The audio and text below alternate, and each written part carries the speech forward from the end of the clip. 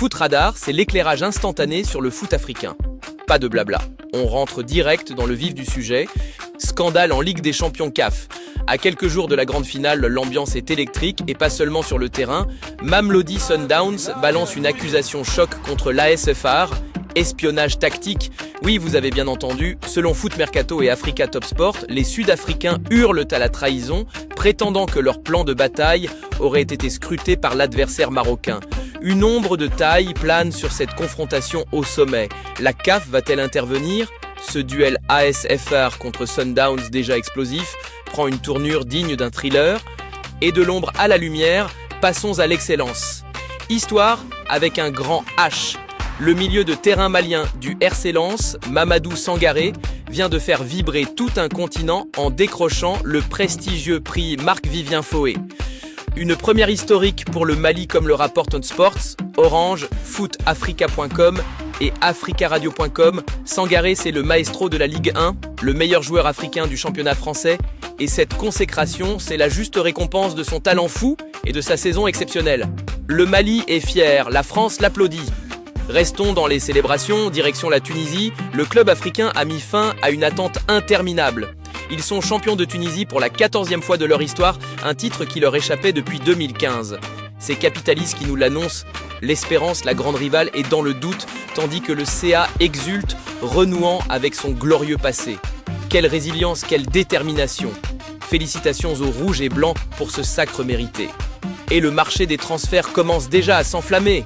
Lamine Camara, le rock sénégalais de l'AS Monaco, est dans le viseur des géants anglais. Sa saison monégasque ne laisse personne indifférent et Africa Top Sports nous révèle que plusieurs clubs de Premier League sont prêts à casser leur tirelire pour s'offrir les services du jeune milieu. C'est le genre de rumeur qui met le feu aux poudres et on sent que le dossier Camara va être le feuilleton de l'été.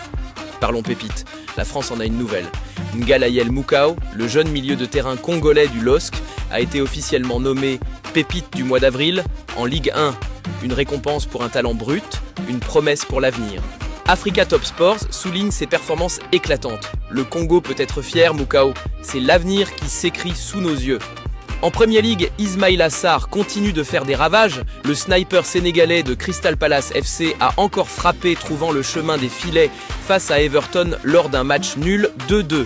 Africa Top Sports nous confirme que Sarr est un danger constant, un dynamiteur capable de crucifier n'importe quelle défense. Sa forme est stratosphérique et Crystal Palace s'en frotte les mains.